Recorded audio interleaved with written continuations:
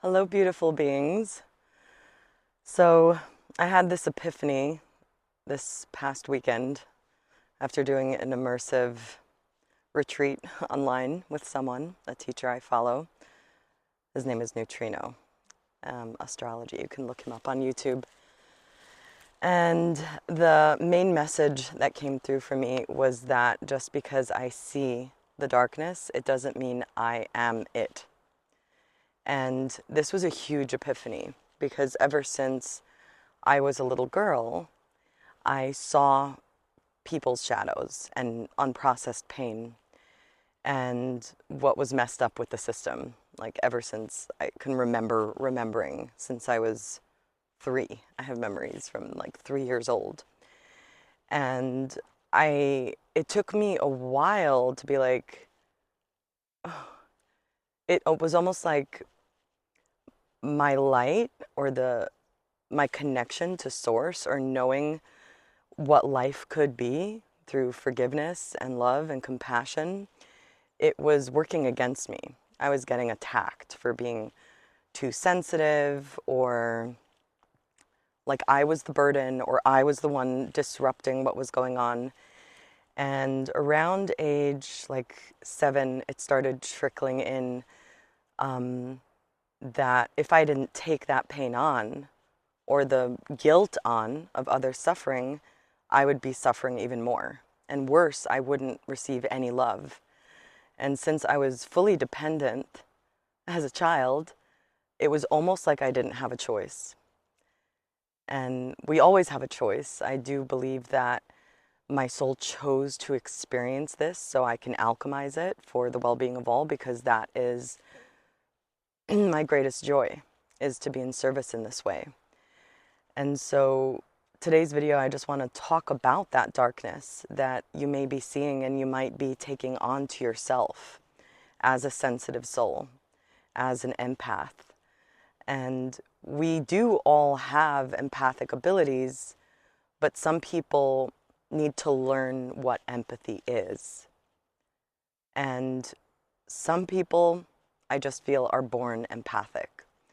They've reached a certain level in their soul's evolution where they know oneness. You know, we know oneness. We know that how everything is interconnected. And it's almost like we come from a different place of knowingness, and we're here to call out the darkness, and we're here to share our unique voice rather than learning empathy. So the Achilles heel of the empath is that immersive experience of being lost in the oneness. And so this is why it's really important to call out the darkness. Otherwise, we'll be processing stuff that isn't ours forever until we call it out. And so the reason why it's challenging is because we know, my hair is flying in my face, we know how the interdimensional, multidimensional quantum universe operates. And so where I kept getting looped is, well, if I'm seeing the darkness and that's me, well, there is no good or bad. Well, there is no right or wrong. Like, I know that it's all love. And so in a way, I turned into this self-sacrificing person where I was constantly processing other people's unprocessed pain and therefore receiving love, protection, and safety. Now, this isn't good for us, it's not good for evolution, and it's not good for others. So let's talk about the darkness. I've been really afraid to really voice it out. I began a few years ago, and then I only talked about solutions or play. And while play is still a definite way that we can transmute, alchemize, and wake up from these prisons of the mind, there is still a here now where we need to call a tree, and hair, and call things out for what they are, because that's our part to play in the here now. And so an example of let's call it unnecessary trauma. Okay, Unnecessary trauma doesn't mean it didn't need to happen. It means like us constantly feeling the trauma and transmuting the trauma and taking it all on can keep us in a loop of worthlessness, of disempowerment, of scarcity, of poverty, of thinking something's wrong with us, of suicidal looping, fantasizing about suicidal things. And so that's why this loop, it just goes on and on and on until we call it out. So an example of this is if you were a child in school and you were forced to be put on a chair that is hard and painful, and you're staring at a blackboard with completely unnecessary information for what you need, and then you're being judged for not knowing answers that don't make sense to your soul, the program of survival is like, okay, the teacher sees me as not being a good student, and my parents think I'm not working hard enough for school, and therefore I need to take on the way they see me, right? Otherwise, I'll be a threat to their system, to their environment.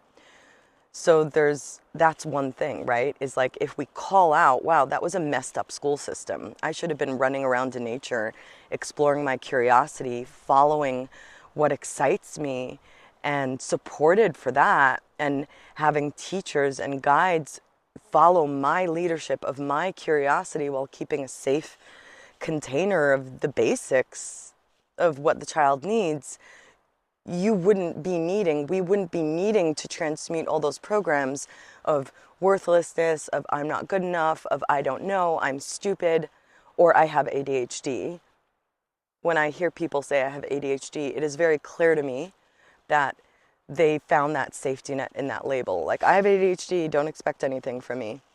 And so the system was designed to produce products in the system that would provide support to the system, that will be batteries to the system, slaves to the system. And so can you see how when you see that darkness, it's like, oh, okay, I don't need to blame, I don't need to be resentful, but that's a slave machine. Oh, when we don't cooperate with the slave machine, we get medicated. That's what happens. So it could be really challenging for people to actually hear that, because it's like, what, my safety net? Like, I'm not, all these weird names and labels that they've put on people, like such as neurodivergence and ADHD. And if you want to play that game, that's your choice. But if this is rumbling something inside you and you feel called to watch this video, it may be an invitation for you to begin releasing and seeing that for what it is. A tree is a tree in this here now moment, until it might become something else. And when it becomes something else, that's what will become. So can you begin feeling how that might trickle in as a sense of confidence and knowing within you that begins to shed what is not yours, where there is actual maybe grief, anger, sadness, the true emotional processing that one needs to deal with. The thing is if we hold on to these delusional stories, then we'll be processing things that are not ours, processing things and looping. And it will keep us from actually feeling the pain and the grief, the sadness, the deep betrayal, the righteous rage. Now the thing is that if we do feel that grief, righteous rage, that is the gateway to our prosperity. That is the gateway to our voice. That is the gateway to our creativity and healthy interconnectedness to the whole. That is where we find and discover our role that we're here to play. And that is where we step into being the co-creators of a new system for the well-being of all. So can you see how this actually connects us to all, puts us in the oneness in a way where we know thyself. We know our knowing, we know our intuition, because a tree is a tree. Now, let that trickle in.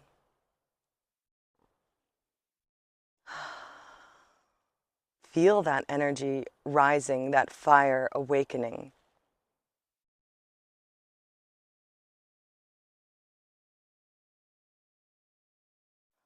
Another example of unnecessary trauma is heartbreak. Movies, storybooks, songs that were very popular and still are somehow popular. I don't know how the songs that were popular in a different country I grew up in are still popular everywhere I go on the radio. While they're amazing musicians and songwriters, true alchemists that are not getting on the radio or not getting on mainstream media, brainwash us into a delusional phantom story about what that highest vibrational timeline is. And when we don't reach that highest vibrational timeline, what saved us from a traumatizing childhood, we tend to start fantasizing. I remember when I first watched Little Mermaid, I was like, oh my God, if I can only be Little Mermaid and lose my voice so a prince will save me. That goes really deep because it was my joy to see such an entertaining movie, and I would just watch it over and over and over. And all the Disney movies over and over and over, all these sacrificial women that are slaves and need to give up everything, and because they gave up everything, then the prince saved them and they entered the kingdom. So every time I or you don't reach that, or a man isn't able to be a prince that saves a woman, we loop in heartbreak. We loop in, I'm not good enough, I'm ugly, I'm not skinny enough, I'm not beautiful enough, I'm not successful enough. And we're looping and looping and looping in something that actually isn't in alignment with the ecosystem of the natural harmonics of the universe that support evolution. And so when we call out, hey, darkness, we've been brainwashed. This is an actual heartbreak I need to constantly process and then be good enough to find the love of my life. That's brainwash, that's darkness. You call it out. Can you feel the relief? Can you feel the lightening of the load? Where I'm not saying there isn't such a thing as partnership, but we can't discover what that is until we call out a tree being a tree. Another thing that is super messed up is that the children that were born in the era, I super resonate with being an indigo, that are meant to burn down the bridges of the enslavement system, is the seeing clearly is intimidating to those who want to preserve the system. And so us being loving, empathic beings didn't want to disrupt the harmony. It's like, what? I'm love. Like, I don't want to disrupt the system. And so we got medicated. I was put on anti-anxiety medication when I was 10 years old because I was having panic attacks because the environment was so messed up.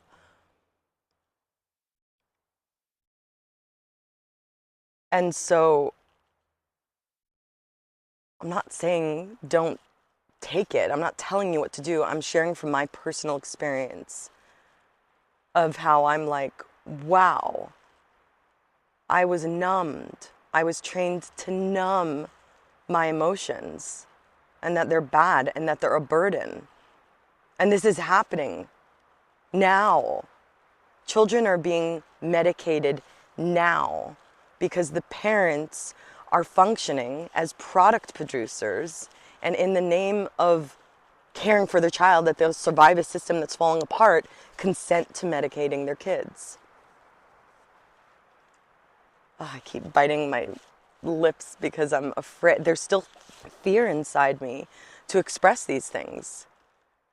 There's fear inside me that I'm not consenting to anymore, because I know that I'm a voice expressing in the name of life, in the name of evolution, in the highest and best way. And therefore this video is not only protected, it doesn't need protection, it is supported by divine will. And I remember and I know the value of my voice. And so their parents, in the name of love, that are medicating their children now all over the world, where the child is the light, is the guide, is the leader, is there to reflect to you what you are repressing. And if you don't feel it, your problem child is going to be a problem child for the rest of your life until you're able to see clearly again. Truth is relieving. It may be uncomfortable, but it is so relieving. It is relaxing when we hear truth, even if it's painful, uncomfortable, brings up grief. It feels healthy. It feels like strength coming back. It feels like the fire of passion and reconnects us to the knowingness of how deeply not supported we are in a space of naturally, without that interference, in natural harmonics with the universe. And so that's calling out. Another thing, what does that create for you? Now, allow yourself to feel that.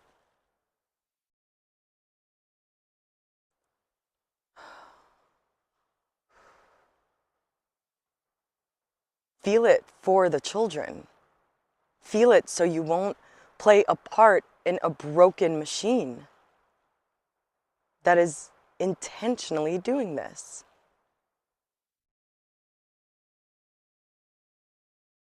There's no need to blame or to go into activism. I'm not being an activist right now. I'm following my authentic expression and my voice. This feels good to me. This feels good to my body. This feels good to my voice. This feels like love to me. This feels like self-acceptance. This feels like self-love. This feels like inspired action to me. So there's a difference. There's an Achilles heel of when we see the darkness, it's like, oh, I'm going to do something about it. And we detach from the power that we have. We don't need to fight it. We just need to see clearly, to get our sight back, to like wipe the sunglasses. Oh, there's dirt, there's dirt, there's dirt. Let's wipe it off. Let's look at it and like clean it so we can see clearly. We don't need to fight it. It's just there. It just is. A tree is a tree.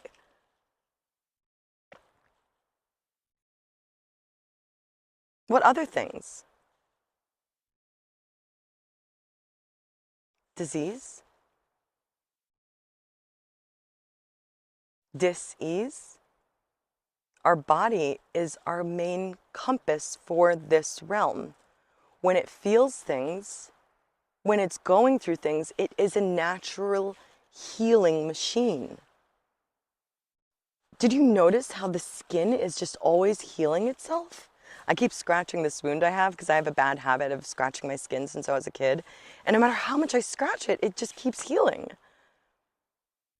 I was medicated heavily as a child, where there was no inquiry for what is she eating? What is her living environment like?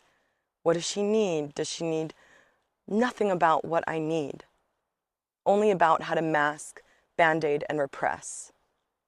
My body, from being a slim child, I bloated out completely by being put on every possible medication. And the issues just kept coming and coming. So I was around doctors most of my childhood until I turned into a rebellious teenager and I started like, I think I need to move my body. I think I need to jog. I think I need to hear music. That rage woke up a strength. And this is what I'm intending for this video to awaken in anybody who views it. So the medications, yes, they serve a purpose, but looking at the bigger, sometimes, you know, I'm so grateful that it saved people's lives. I'm just talking about the general bigger picture, right? It's like if we're in a small park and the pond water is dirty, we need to bring drinking water, right? So we don't drink from the pond. If you're in a big hiking park with like fountains with fresh waters coming, then you can drink directly from those fountains. And so in one park you need a bottle of water, in the other park it's like, why bring a bottle of water? Bring empty bottles, you're gonna get fresh water. That's better than your filtered water. So what I'm saying is, be aware that a tree is a tree, being aware of the environment we're in, like bring your knowing into this cycle of remembrance and seeing clearly, rather than rushing to fix out of urgency. And the sooner I get nervous and fix the problem in chaos, then the sooner I'll be able to move on and be productive. What? Your body is talking to you right now. My body, every time I am out of my authentic rhythm, I can't walk. And that's the levels that this game gets to. It's like, how deeply do I trust my body that it's not ill and that it's actually guiding me? It knows what to shed. It knows how to heal. It knows how to release. It knows how to realign. If my body can't do that walk, I'm not meant to do that walk. If I don't have the energy to go to this thing, I'm not meant to go to this thing. There's something else. What is the body doing what it's doing? What is it for?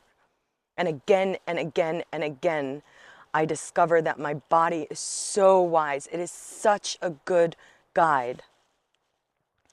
And so usually when these ailments come up of dis-ease, it's because I'm not in ease, and it's time to bring in ease. Listening to the body rather than seeing it as a burden or a problem. Our body is the most leading edge technology there is. So feeling that,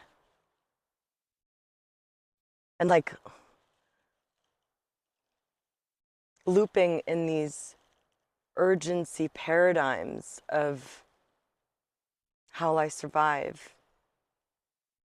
how I support myself, figuring it out with the mind, operating from that anxiety, energetically it trickles into more and more of that, because that attention just keeps creating and funneling and fueling those realities. The energies that we create from creates more of. And so can you see the value in settling in to what may be wrapped in a wrapping of depression, wrapped in a wrapping of, oh, this is a problem. Going in deeper into beyond that wrapping, we can see that we actually do have everything we need already. Always. There's a reason we have what we have, and we're experiencing what we're experiencing. And as we go inward, that's where we tap into the internal powers of our toroidal field, allowing it to clear, cleanse, and then echo out into our toroidal field. That's where our Merkaba gets activated, where we reconnect with Creator, and then we get creative. And then it is undeniable support. It is untamable validation. It is unstoppable confidence. And so what we've been doing is fighting the outer of the toroidal field, complete evacuation of our internal world in these projections, in these already manifested physical realities. Tree is a tree, tree is a tree, tree is a tree. Tree is a tree. So when we look at the darkness as it is, we can release the burden, the unprocessed pain, the blame, the guilt, the shame, the self-hatred, the self-judgment, and we get to rest in ourselves, land in our being, cultivate our voice and our creative expression. And it's like waking up out of a nightmare. And it gets exciting, because everything that we were in a nightmare with, and everything we got lost in, and all those times we were in amnesia, become a palette of colors that we create with, that we relate through. And that is when we really instantaneously become the creators and the leaders with the codes of the structures that are replacing the prison structures. And so the reason I obsess over play is because playing with things breaks patterns. It breaks the patterns. It breaks the patterns that are prisons. And once all the patterns are broken, it falls apart into a prism, a kaleidoscopic, infinite possibility. And we have been traumatized from that too. There were these false webs of like, oh, you're free, now what? I call it the trauma of awakening. We've had experiences where we had awakening experiences, and then there were these gatekeepers that maintain the prison system to create traumas where we're like, okay, I'm never going to wake up again, ever. I'm never going to speak again, ever. I'm never going to be who I am, ever. I'm going to create a false self-perception and see myself this way because this is how I survive. Without that self-perception, we melt into, I have no idea what I am. I know how to be, though. I don't know how other people see me. They may see me as anything. A narcissist, a crazy person, whatever. But I know thyself. I feel thyself. I'm connected to creation. I know the undeniable interconnectivity of all that is, so I can just be. So there is no way of seeing the self. There is no time or fear of death. We remember all the lifetimes. We remember all the cycles. It's very challenging to get amnesia when we see that a tree is a tree and we see the darkness for what it is. And it doesn't mean you are the creator of it. It doesn't mean you are the darkness. It means that you're getting your sight back. And rather than fighting it, blaming it, activating it more as an activist, you can go into your sacred internal part of your toroidal field, connecting with creator beyond the mind, getting out of this mind Maya prison and getting you plugged back into source. That's like a healthy soul body. You can see it in people's eyes when they're connected to source versus getting, needing, wanting, goals, outcomes, hungry ghosts, because they're disconnected. They're evacuated from their body. And this is another aspect of darkness to look at. That those people that are disconnected, which I've been disconnected, they also play parts in maintaining that system. Those we love the most, the beloved that needs us. Oh, that romance. Oh, I'm sexually repressed. Oh, help me. Bullshit.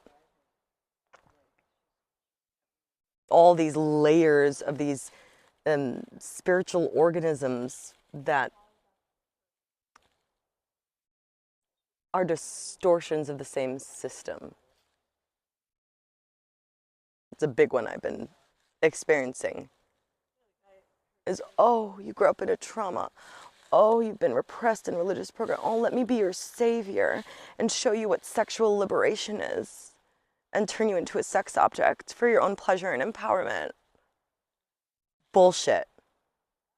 Bullshit. Bullshit. A whole other layer of cultness, calcification of cultures, keeping people in other prisons that seem shiny. But looking at those bodies that are in those other spiritual calcification cults, you can see how they feel in their body.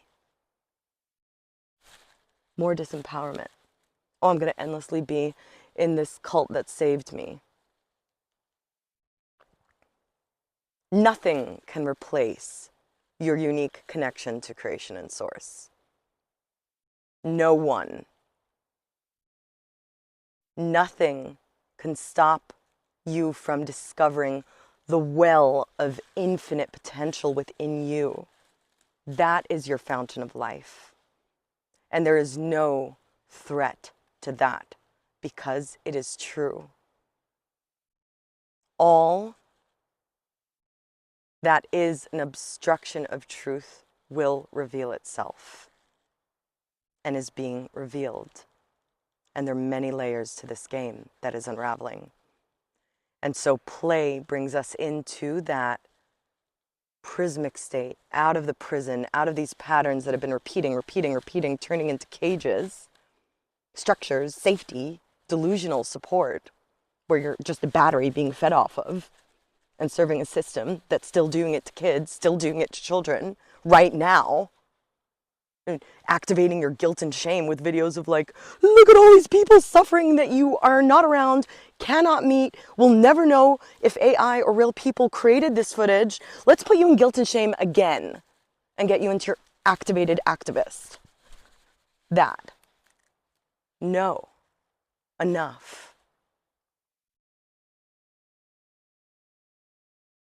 Enough.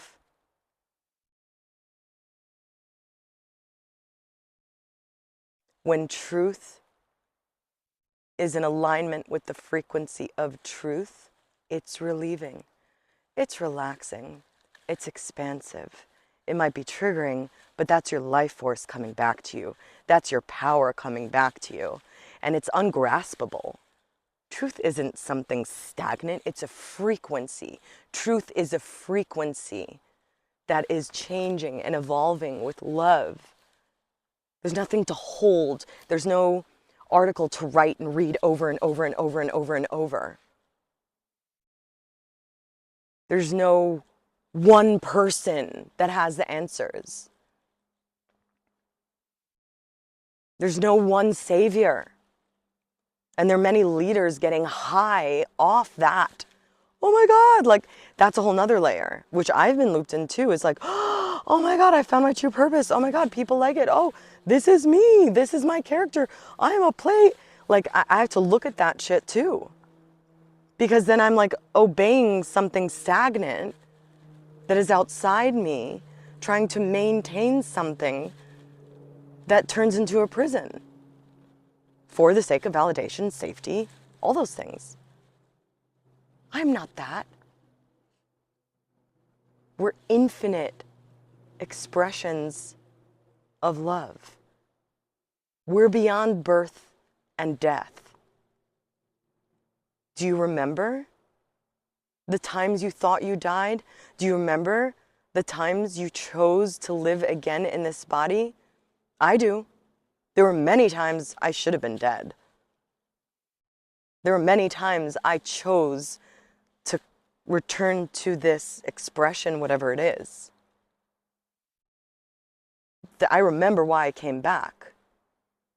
I remember for what. This knowing thyself takes us beyond the fear of being attacked, persecuted, imprisoned. I've been stifling my voice and the frequency of truth because of those fears. And I'm not going to do it anymore. Playing it safe, becoming a character so people can, I'm not going to speak to people like they're stupid anymore. I'm not going to act like I'm some sex object or toy. Honestly, I've been acting like I'm some toy, some character. I'm an actress. I know how to do it really well. I know how to do it really, really well. I'm not doing it anymore. I'm letting the expression flow through as it does, as truth, voice feeling open. No need for smiles that are unnecessary. That's something that I'm smiling. It's so liberating. Ah! Ah! Ah! Enough is enough. And let the real games begin. Mother effers. That sounded weird, but I liked it. If you'd like more support, then I have been journeying with people one-on-one, and I feel very called to connect everyone that I've been journeying with and connect the groups. And so this will be beginning in August on Mondays at 4 p.m. Pacific time. It's a membership. So it will be more accessible, more affordable, more easy to commit to, and it will give you a support system. When I was part of people's memberships, it gave me so much structure for me to like melt out of other structures. And it's good to have that, to have structures that will hold you a bit while you're dismantling prison structures. And so I won't say more about it. If you would like more information, just email me. That's what I got now, is QuantumPlayAcademy@gmail.com. Just email me. And if you are interested in receiving one-on-one support, I'm still offering those 3-month containers. And you can email me for that as well, or schedule a curiosity call via my Linktree. That is free. What else? What else? And if this video spoke to you, if you watched it all, please do like, subscribe, and share with someone. That's something we can do. Is YouTube actually saved my soul. And that's why I show up here. I was like, oh my God, thank God for YouTube. Like, I feel crazy, but I'm meeting all these people on YouTube. And so, you know, when I'm not creating, I'm sharing content. And that also helps us create resonance and allows us to be the ripplers of the waters that are life-giving. And so thank you for being you. Thank you for witnessing me in a form of some sacred rage. And I want to hear how it echoed for you. Share your voice, share it in a comment. And again, just because you see the dark, it does not mean you're the darkness. You do not need to carry people's unprocessed pain anymore. And just because you're not friendly and smiley and showing up in all these cult communities, it doesn't mean you're not love. You are love. Sending you love and support, ease, grace, and joy. Mwah.